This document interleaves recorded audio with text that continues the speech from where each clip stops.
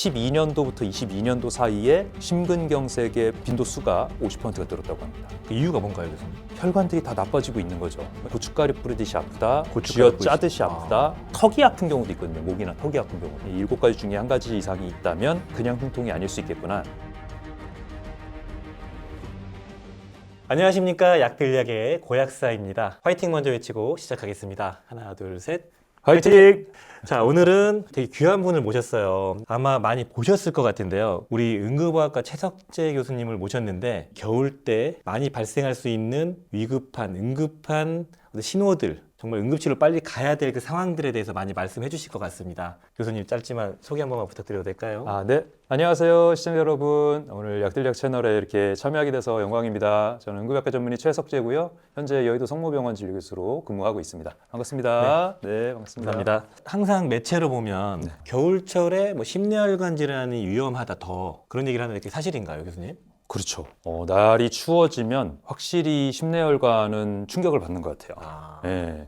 근데 이게 한겨울보다 더 무서울 때가 갑자기 추워질 때랑 온도 변화가 생길 그렇죠. 때. 변화가 생길 때. 그럴 때 혈관이 많이 변화를 일으키게 되는 것 같고요. 그래서 늦가을이랑 그다음에 초봄에 이게 사만사온 때 이럴 때 있잖아요. 날이 따뜻해질 때도 발생할 수 있는 그럴 건가요? 때 더 많이 발생해요. 그래서 날 따뜻해지는 듯 하다 갑자기 추운 날 있잖아요. 예. 그럴 때 아침에 뇌경색, 심근경색, 뇌출혈, 심근경색, 뇌경색, 심근경색 이렇게 7명까지 한꺼번에 받아본 적이 있어요.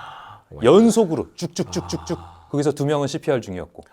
와, 그날이 생각나네요. 그래서 이렇게 중년 이후에 혈관이 원래 안 좋다는 걸 알고 계셨던 분이라면 특히 날씨가 이제 갑자기 추워지거나 따뜻하다가 갑자기 추워지는 날 이럴 때 조심하셔야 됩니다. 그러면 요즘에 교수님 나이대와 상관없이 심근경색이나 뇌경색이 온다고 하던데 네. 그때 응급실 상황은 어땠나요? 그 젊은 분들이셨나요? 아니면은 그때만 해도 15년 전이니까 예. 그때 이제 뇌경색이나 심근경색 오시는 나이대는 60대, 70대가 메인이었어요. 그때만 해도. 네. 물론 이제 교과서적으로 남성은 45세 이상, 여성은 55세 이상일 때 협심증이 생길 가능성이 있으니 가슴 아픈 흉통이 있으면은 먼저 EKG 심전도를 찍고 그다음에 혈액 검사 때 꼭 심장 효소 수치를 넣어라 이렇게 예. 배웠는데 그때만 해도 이제 60대 70대가 메인일 때예요. 근데 요즘은 확실히 많이 달라졌습니다. 어떻게 달라졌나요? 10년 사이의 통계도 그렇거든요. 통계도 심근경색 같은 경우는 50% 정도가 늘었다라는 통계가 있어요. 늘었구나. 24년도에 나온 22년도 통계인데 12년도부터 22년도 사이에 심근경색의 빈도수가 나이 보정 다 해서 그러니까 나이가 우리가 늘어나고 있지 않습니까? 그래서 늘어나는 거 빼고 보정을 했는데도 50%가 늘었다고 합니다. 그 이유가 뭔가요, 교수님? 혈관들이 다 나빠지고 있는 거죠. 이거 눈에 보입니다. 사실은 이게 눈에 보이냐 하면 우리가 엑스레이를 찍잖아요. 예. 그러면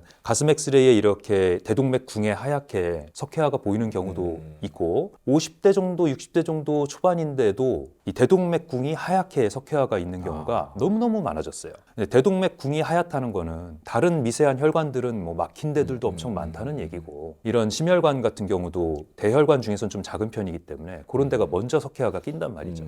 이런 것들이 생겨서 동맥경화가 심하면 혈관이 막힐 확률이 확 올라가겠죠. 예전에 남성 45세 이상일 때를 기준으로 환자를 보면 이제 안 됩니다. 그럼 사고 나요. 40대 초반 심근경색도 굉장히 많아졌고 드물게는 30대 심근경색도 있습니다. 약사님은 40대 중반입니다. 30대인 줄 알았는데.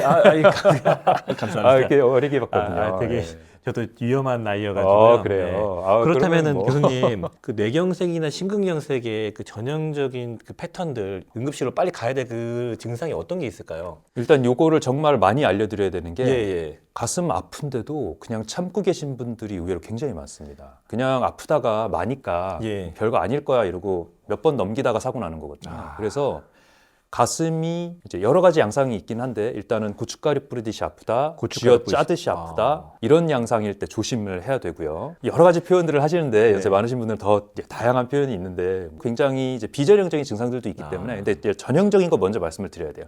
일단 가슴 한가운데가 쪼이듯이 아프다가 가장 전형적인 쪼이듯이, 증상입니다. 쪼이듯이. 그래서 협심증이라고 표현을 하는 거고 그런데 그러면서 식은땀을 흘린다든지 식은땀을 흘린다든지 그러면서 호흡곤란 약간 숨을 들이쉬는데 들이쉬는 것 같지 않은 느낌이 난다든지 이런 게 가장 전형적인 세 가지 특징이 되겠고요. 그 외에 이제 방사통이라 그래가지고 다른 양상의 통증이 동반이 될 수가 있는데요. 왼쪽 팔로 저리듯이 아프거나 뭔가 이렇게 이 안쪽이 뭔가 잡아당기듯이 아프다, 여기 쓰리듯이 아프다. 쪼이듯이 아프다. 이렇게 되면은 이것도 가능성이 올라가는 요소입니다. 이 연관통이라 해서 신경이 같은 신경을 타고 신호가 오기 때문에 뇌가 착각을 일으키는 거거든요. 그래서 팔이나 어깨에 전혀 문제가 없는데도 여기에 통증을 느끼시는 분들이 있어요.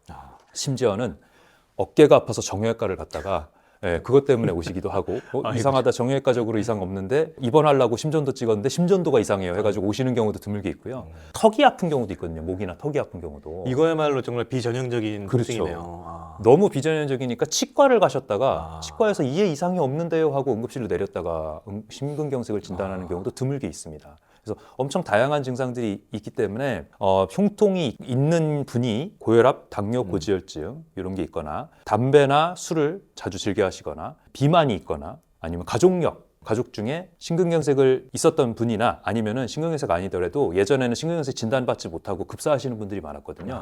그래서 50대 전후로 가족 중에 누가 급사하신 분이 있다. 60세 전에 급사하신 분이 있다. 이러면 가족력으로 심근경색이 있다라고 추정을 하는 게 맞습니다. 그런 것들이 있다. 이 7가지 중에 한 가지 이상이 있다면 내가 흉통이 그냥 흉통이 아닐 수 있겠구나. 단순히 식도염이라든지 근골격계 통증이 아니라 심장 혈관의 통증일 수 있겠구나라는 걸 항상 염두를 해두셔야 됩니다. 그럼 고위험군이신 분들은 가슴에 압박감이나 좀 이상이 생기면 무조건 병원 가보는 게 좋은 상황이겠네요. 그렇죠. 만약에 정말 흉통이 없어지지 않고 1분이 아니라 5분씩 간다. 이러면 응급실로 오셔야 되지만 그렇지 않고 1분 이내에 풀리는 양상이 한두 번 계속되고 이게 찬바람 쐬거나 계단 오를 때 이럴 때 심해지는 양상이다. 그러면 그때는 내가 협심증일 수 있겠구나라고 생각을 하고 심장내과 진료를 빠르게 보셔야 됩니다. 우리나라 사람들도 너무 큰 병원 좋아하시잖아요. 그러다 보니까는 예약이 일주일, 2주일 밀려도 그 예약하고 기다리시다 사고 나요. 그러지 마시고 가까운 내과 가시셔서 심전도 하나라도 찍어보면 내가 어느 정도 상황인지를 알 수가 있고 또 내과 의사 선생님이 문진을 해서 일단 고위험군 요소를 파악해서 혈액 검사를 해서 어느 정도 알 수 있는 부분들이 충분히 있기 때문에 그리고 초음파도 잘 보세요. 내과 선생님들이. 그래서 그런 것들을 보고 나면 내 심장 상태가 어떤지 어느 정도 알 수 있습니다. 그래서 대학병원 예약 밀리는데 이런 데 예약하시지 마시고 가까운 내과 가셔서 빠르게 확인해 보시면 됩니다. 저도 일례로 제가 약국 근무를 하다가 갑자기 묵직한 느낌 그리고 소화가 팍 안 되더라고요. 이게 좀 반복돼서 내과를 갔더니 이제 심전도랑 해보니까 문제 없다라고 결론이 났는데 그 최근에 그 김상욱 교수님이라고 그 교수님께서 그 심근경색으로 진단받았는데 아이고. 속이 되게 더부룩하고 소화가 잘 안 되는 증상이 있었다고 하더라고요. 이게 관련이 있는 건가요? 소화가 안 된다, 체했다라는 증상으로 와서 심근경색을 진단받는 경우가 실제로 있습니다. 있나요? 1년에 한 4-5케이스는 보는 것 같아요. 그 정도로 흔하고요. 두세 달에 한 번씩 본다는 얘기니까. 체했다라는 게 윗배가 실제로 아프다고 오시는 분도 있고 아니면 흉통을 그냥 상복부 통증으로 그렇게 표현하시는 분들도 있어요. 여기를 짚으시면서 체했다 이렇게 얘기하시는 분도 있어요. 답답해지니까요. 본인이 체했다고 왔을 때 저희가 꼭 문진을 통해서 어디가 아픈지 정확하게 특정해 보라고 하는 경우가 있고요. 그래서 조금 위쪽이다 그러면 위험하고 또 이 명치 아래라고 하더라도 심근경색인 경우가 실제로 있습니다. 그래서 통계로는 이 위장 증상으로 오신 환자 중에 15% 정도는 심혈관 질환과 관련이 있을 수 있다라는 통계가 있어요. 15%면 되게 굉장히 높은 많은 거죠. 네. 그렇기 때문에 물론 그 숫자가 다 심근경색이라는 건 아니고 협심증이나 아니면 부정맥이나 이런 증상도 소화기계 증상으로 나타날 수 있다라는 말이고요. 응급실에서 어려운 점은 혈관 넓히는 약도 있지만 이제 소화기계 약 있잖아요. 위산 제거제라든지 PPI라든지 이런 약들을 썼을 때 좋아지는 증상인데도 심근경색인 경우가 있어요. 야, 이거 참 어렵죠. 혀 밑으로 넣는 혈관 확장제를 넣었을 때 좋아지면 우리가 협심증 가능성을 높게 보는데 그거에는 반응이 없다가 또 위산 제거제나 아니면 PPI를 드렸는데 반응이 있어. 그런데 이게 또 심근경색의 심장 효수치가 나중에 올라가서 뭐지? 왜 이 약 든 거랑 안 맞지? 그러고서 다시 한번 확인해 보면은 진짜 심근경색 초기인 경우가 있고 이러기 때문에 응급실 의사들도 함부로 증상에 따라서 심근경색이냐 아니냐, 협심증이냐 아니냐를 함부로 판단하지 않습니다. 그래서 체했다고 오시는 분들께도 전부 다 저희가 심전도를 찍고 있어요. 내과적인 증상, 뭐 배 아프다고 와서 완전 하복부 통증 아니면 상복부 통증이거나 아니면 흉통이거나 이럴 때에도 꼭 심전도를 찍어보는 걸로. 저희뿐 아니라 거의 뭐 전국의 응급센터가 비슷하게 하고 있을 겁니다. 뇌경색도 우리가 응급신호를 좀 알아야 될 것 같은데 교수님께서 좀 말씀해 주실 게 있으실까요? 뇌경색과 비슷한 증상으로 뇌출혈이 있기 때문에 둘이 합쳐서 뇌졸중이라고 부르는 거거든요. 그래서 뇌졸중의 어떤 급성 증상을 말씀을 드려야 될 텐데요. 뇌졸중은 일단 제일 대표적인 증상이 반신마비입니다. 이게 한 75%에서 80% 정도로 나타나기 때문에 편마비라고도 하는데 이 반신마비가 이렇게 반신마비가 아니고요. 이렇게 이렇게 바지마비입니다. 오른쪽 팔다리가 마비가 오든지 왼쪽 팔다리가 마비가 오든지. 두 번째는 언어 장애인데요. 말이 어눌해지거나 말 표현을 못 알아듣거나 발음을 하려고 그러는데 그걸 표현이 잘 안 되거나 이런 언어 증상들이 있을 수가 있고요. 그 다음에 안면 마비가 오는 경우도 있습니다. 그래서 이 하려고 그러는데 한쪽만 움직이고 한쪽은 안 움직이는 거죠. 이 세 가지가 가장 대표적인 증상들이에요. 근데 여기에 추가되는 게 한쪽으로 자꾸 쓰러지려고 한다든지 빙빙 도는 양상이어서 귀에 의한 어지럼증일 줄 알았는데 이 손에 의한 어지럼증이라든지 이런 것들이 또 숨어 있는 경우가 있고 또 뇌의 기능과 관련되기 때문에 위치에 따라서 다양한 증상을 나타낼 수가 있는데요. 지금까지 말씀드린 거는 중대뇌동맥이 제일 많이 막히기 때문에 중대뇌동맥 막혔을 때 증상을 메인으로 말씀드린 거고 그 외에 앞쪽에 전대뇌동맥이 막히거나 그러면 성격 변화만 일으키기도 하고 그다음 후대뇌동맥이 막힌 경우에는 눈, 보이는 증상의 장애, 시야장애라든지 이런 것들이 있을 수가 있고 또 아까 말씀드린 손해 경색, 손해 출혈 같은 경우는 어지럼증, 빙빙 돌고 이런 경우도 있을 수가 있습니다. 개그맨 그 김수용 님이 네. 심근경색으로 진단을 받았는데 귓볼이 이렇게 살짝 접힌 이미지를 보면서 이게 프랭크사인이라고 하더라고요. 네. 그래서 이미 심근경색이 올 전조 증상이 있었다. 여기에 대해서 어떻게 생각하십니까, 교수님? 한때 그거를 저희가 방송 출연 나가면 한참 물어보는 때가 있었어요. 네. 그런데 사실 응급실에서 귀 모양을 보고 이분이 심근경색이 올 환자다 아니다 이렇게 판단하는 그런 거는 사실은 큰 의미는 없고요.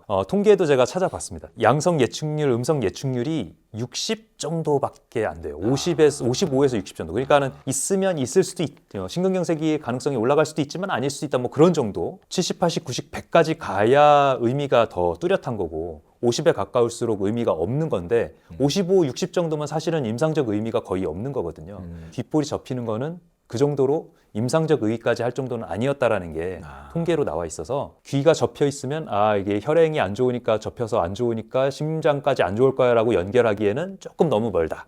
그게 결론이었습니다. 그래서 그렇게 알고 계시면 되고 하지만 제로는 아니잖아요. 50은 아니고 55에서 60인 거니까 진단적 목적은 아니어도 내가 귓불이 접혀 있으면 그럼 가능성은 좀 높을 수 있겠구나 생각을 하고 자기의 생활 습관을 더 적극적으로 조절해야 되는 이유는 된다라고 그렇게 브로드하게 좀 볼 수는 있겠습니다. 그리고 교수님께서 말씀하셨던 그 뇌졸중 증상 중에서 두통은 있을까요? 두통 있죠. 일반 두통과 좀 차이가 있는지도 좀 궁금합니다. 이 두통이 뇌경색에서는 잘 안 나타나요. 왜냐하면 뇌 실질 자체는 통증을 느끼는 그런 기관이 아닙니다. 뇌 자체는 세포가 죽어도 우리가 통증을 못 느껴요. 어디서 느끼냐면 보통 뇌막, 그래서 어디 꽝하고 부딪혀가지고 바깥의 혹 말고 머리 안쪽에서의 출혈이 있을 때에도 통증을 느끼고요. 그거 말고 이제 혈관도 통증을 느끼거든요. 그래서 머리 안에도 우리 혈관이 있으니까 윌리스 서클 바깥쪽으로 이렇게 쭉 혈관들이 있으니까 그 안쪽에서 혈관에 문제가 있거나 그러면 통증을 느껴서요. 머리를 무슨 망치로 친 것 같은 통증이다 아니면 안에서 번개가 친 것 같은 통증이다라고 말할 때 그럴 때 지주막하 출혈이라는 거를 가장 강력하게 의심을 하게 됩니다. 지주막하 출혈이라는 건 뭐냐면 우리가 경막이 있고 그다음 지주막이 있는데 맨 안쪽에 뇌를 얇게 싸고 있는 막이 있는데 그게 지주막이거든요. 그래서 그 지주막 밑에 출혈이 생긴다니까 그러니까 혈관에서 나온 출혈일 때만 지주막에 출혈이 생깁니다. 다쳤을 때도 지주막 주위에 출혈이 나오는 경우가 있는데 대부분은 머리 안에 있는 혈관 꽈리, 뇌동맥류라고 하죠. 혈관이 이렇게 뿔룩 튀어나왔는데 그게 터지면 그게 이제 지주막하 출혈이고 제가 기억나는 지주막하 출혈 환자들이 몇 분 있는데 50대 여성분이었거든요. 그분 들어올 때부터 뭔가 이분은 뭔가 있겠구나 할 정도였어요. 119에서 실려오는데 머리를 막 움켜쥐고 막 하면서 막 침대에서 막 뒹굴르면서 들어오시는 거예요. 그래서 이분은 그냥 두통이 아니겠구나라고 생각을 했고 그런데 이분이 들어와서 침대에 옮기자마자 의식이 없어졌어요. 경련을 하면서 거품 물면서 의식이 없어졌고 토도 바로 시작을 했고요. 그래서 기도를 잡아야 호흡을 시켜야 그다음 검사를 하고 뭘 하고 하는 거잖아요. 그래서 환자 토하는 거를 다 이렇게 긁어내고 그다음에 주사 잡고 그렇게 해가지고 이제 인공호흡기 다는 이제 관을 삽입을 하려고 하는데 환자 경련도 하고 있지 토도 물었지 그다음에 또 환자가 또 하필이면 이렇게 체구가 이만큼 크신 분이어가지고 목이 이렇게 짧고 그래서 어쩔 수 없이 엠프백잉을 하면서 그냥 CT를 그냥 방사선 맞아가면서 같이 쬐거든요. 그렇게 하면서 찍었거든요. 예상대로 뇌 지주막하 출혈이 나왔고요. 그리고서 이제 환자랑 같이 25분 정도 거리에 있는 대학병원으로 출발을 했어요. 뭐 빡 짜면서 겨우겨우 산소치 유지하면서 출발했고 다행히 거기 가니까 이제 기관삭관 하는 비디오스코프라는 게 딱 있어가지고 그 당시에 비디오스코프이 많이 없었을 때거든요. 대학이니까 비디오스코프 있어가지고 다행히 기관삭관 잘 되고 수술 올라가는 것까지 확인하고 이제 나왔었거든요.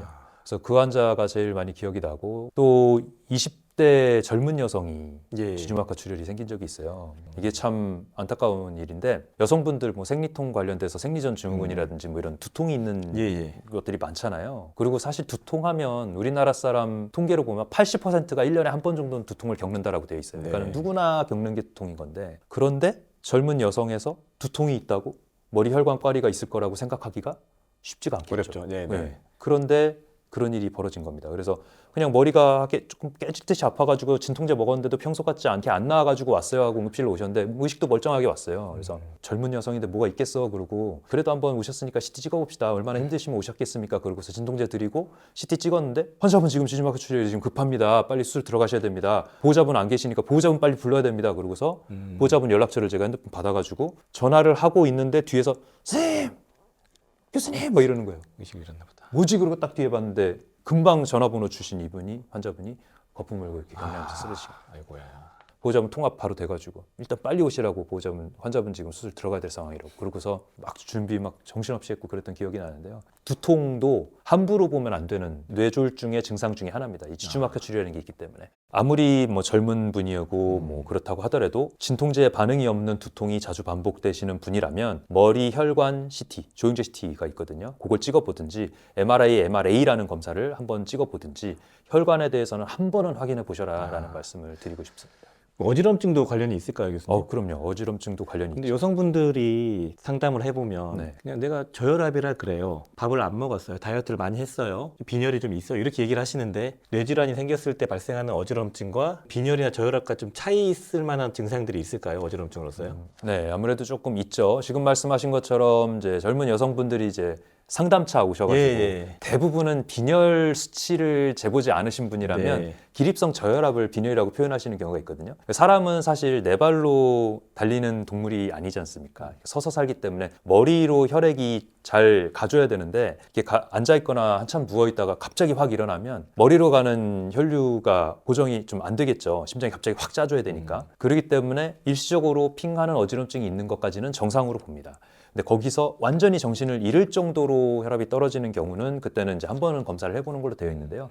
사실은 저도 기립성 저혈압이 있어가지고 아침에 알람 울리자마자 번떡 일어나는 습관이 있거든요. 이게 안 좋은 건데 조금 꿈틀꿈틀 하고 일어나야 안전한 거거든요. 그래야 내 몸이 깨면서 심장 박동도 올리고 그러면서 머리로 혈액을 보내는 건데 후룩 하고 일어나면서 입을 이렇게 개다가 아이고야. 꽝 하면서 이 유리창에 머리를 꽝 부딪힌 적이 있어요. 그런 경우가 있었구나. 정신 이런 거죠. 그거 조심하셔야 되고요. 그래서 젊은 분들 중에 이제 어지럽다고 하는 분들 중에 기립성 저혈압 때문에 오시는 분들이 꽤 있을 거예요. 근데 그게 아니라 진짜 빈혈. 여성분들은 생리혈이 많아서 생기는 빈혈이 가장 많고 남성분들은 이제 위장관 출혈 때문에 빈혈이 생기는 경우가 종종 있습니다. 술 많이 드시는 분들이나 간 질환 있으신 분들. 네. 그래서 그런 문제가 있으신 분이라면 진짜 빈혈 때문에 어지러운 경우 그런 경우에도 이제 기립성 저혈압이랑 증상은 비슷해요. 앉았다가 일어나거나 그랬을 때 핑 도는 어지럼증이 있으면서 이럴 수가 있고요. 그럴 때는 이제 결막, 이 눈동자가 너무 하얗진 않은지 혈관이 하나도 안 보인다, 혈색이 하얗다 이러면 가능성이 있다고 볼 수가 있죠. 자, 요거는 이제 위험하지 않은 이제 어지럼증에서 위장관 출혈이나 이런 실혈에 의한 어지럼증을 말씀을 드린 거고요. 그거 말고 이제 뇌졸중에 의한 어지럼증은 조금 다른 부분이 있습니다. 뇌졸중에 의한 어지럼증이랑 제일 많이 혼동돼서 오는 어지럼증이 귀에 의한 어지럼증이에요. 예, 귀에 전정기관에 이상이 있거나 세방골이관에 염증이 생겼거나 거기에 이석증이 생겨가지고 돌이 이제 제 위치에 있지 않고 잘못 돌아다니게 되면 계속 배를 타서 배멀미하는 것 같은 그런 어지럼증. 울렁울렁 이런 느낌이 있거나 아니면 내가 휘잉 이렇게 세상이 도는 것 같은 어지럼이 있거나 이런 게 생길 수가 있는데요. 그런 증상이 귀에는 어지럼증도 있을 수 있지만 손해에 뇌경색이나 뇌출혈이 있을 때도 같은 어지럼증을 느낄 수가 있습니다. 그렇기 때문에 요거는 사실 진찰만으로 판단하기는 좀 어려워요. 그래서 고위험군인 경우에는 머리 CT 외에 MRI까지 찍어보는 이유 중에 하나입니다. 어지럼증 때문에. 그래서 구토하면서 배멀미하듯이 어지러우면서 이제까지 귀에 의한 증상이 없었는데 어지럽다. 그러면 꼭 응급실에 와서 한 번은 확인해야 된다. 이렇게 알고 계셔야 됩니다. 제가 예전에 한번 경험해본 적이 있거든요. 전정신경통에 염증 생겨가지고 진짜 말씀하신 것처럼 돌더라고요, 하늘이. 누워있는데 본인이요? 예. 전정신경염을 앓고 있었어요? 그래서 되게 좀 무리했을 때 말씀하신 것처럼 진짜 하늘이 돌더라고요. 겪으셨구나. 보여주시는데 진짜 눈이 돌더라고요. 네. 그래서 와. 픽픽 돌아요. 네. 그러면 이런 증상과 유사하다는 말씀이신가요, 교수님? 맞아요. 그런 증상과 비슷하게 나타나기 때문에 근데 뭐 그거는 이비인후과나 이제 신경과에서 진찰할 때 이렇게 이제 안경 특수 예. 안경을 끼고 어느 쪽으로 도는지를 자세히 보는 게 있는데요. 네. 거기서 귀에 의한 어지럼증은 이렇게 도는 양상이 많고 머리에 의한 어지럼증은 위아래로 튈 수도 있다 뭐 이래가지고 그거 가지고 어느 정도 파악은 하는데 사실 이것만 가지고 판단하는 거는 좀 위험하고요. 예, 보통은 어지럼증 때문에 왔고 연세가 많거나 아니면 고혈압, 당뇨, 고지혈증 같은 고위험군이 있을 경우에는 머리 MRI까지 찍어서 확인을 하는 걸 원칙으로 합니다. 약들약? 교수님 마지막으로 이제 이게 거의 정리하는 의미인데 네. 그 심근경색이나 뇌졸중이 왔을 때 이 증상만큼은 꼭 병원을 가봤으면 좋겠다라고 하나씩만 좀 말씀해 주시면 좋을 것 같습니다. 사실 저희가 응급실에서 이렇게 이런 일이 있었다 저런 일이 있었다 막 방송을 통해서 말씀드려서 정말 많은 분들이 다 아시고 보시고 다 인지하고 계셨으면 네. 너무 좋을 텐데 아직도 그렇지 않은 부분이 있는 것 같고요. 그래서 가슴이 아픈데도 불구하고 몇 날 며칠을 참고 버티다가 신부전 다 와가지고 막 숨 차갖고 응급실 오시는 분들 아직도 있습니다. 그게 나이 많으신 할아버지 할머니가 아니어도 50, 60대 다 이렇게 건강에 관심 가지고 하시는 분들도 나는 아니겠지, 설마 아닐 거야 이런 마음으로 버티다 오시는 분들이 있어요. 근데 심근경색 뇌졸중을 우리가 응급한 3대 중증 질환에 넣는 이유는 분명하게 빠르게 치료를 했을 때 완전히 회복할 수 있는 기회가 있기 때문에 그렇습니다. 그렇기 때문에 흉통, 심근경색 같은 경우는 흉통이 제일 먼저 오죠. 그래서 식은땀 흘리는 흉통이나 이런 거 있으면 무시하지 말고 1시간 이내로 응급실에 빨리 오셔가지고 심장 혈관 시술이 필요한지 여부를 빨리 판단을 하셔야 되고요. 그다음에 뇌졸중 같은 경우는 한쪽 편마비만 말씀드리기에는 조금 아쉬워서 두 가지 더 말씀드리면 네. 얼굴 마비, 한쪽 얼굴 마비, 발음 구음 장애 이 세 가지. 그래서 우리가 이제 FAST, fast 빨리 움직여라는 뜻으로 F 얼굴, A 손 이렇게 해가지고 이렇게 떨어지는지, 그다음 S 스피치 말 시켜봐서 이상 있으면 타임 3시간 이내로 적절한 응급실로 가라 이렇게 말씀을 드리거든요. 네. 그래서 그 세 가지 증상, 뇌종울증, 뇌경색, 뇌출혈 중에서는 이 세 가지 증상이 있으면 본인이 무시를 할 수도 있어요. 이게 증상 중에 하나거든요. 내 주뇌, 저는 오른손잡이니까 왼쪽 뇌가 주뇌인데 그렇지 않은 쪽에 이 뇌경색이 오면, 뇌출혈이 오면 내가 아무 일도 없다라고 생각하는 경우가 있습니다.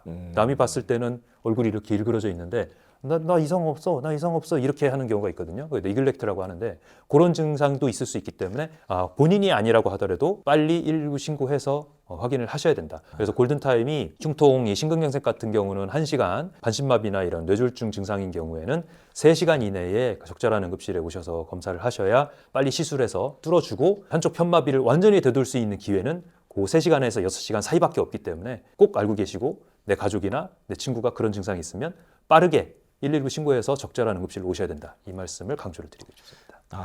잘하겠습니다. 1시간과 3시간 꼭 기억해 주시고 골든타임 놓치지 마시고요. 저도 많이 배운 시간이었는데 많은 분들께 전파할 수 있도록 저희가 잘 한번 만들어 보겠습니다. 네. 영상을 교수님이 통해서 네, 네, 나오신 많은 취지가 분들이. 그것이죠. 그렇죠. 네. 응급센터에 오지 않고도 건강을 지킬 수 있는 것이 가장 좋은 겁니다. 네.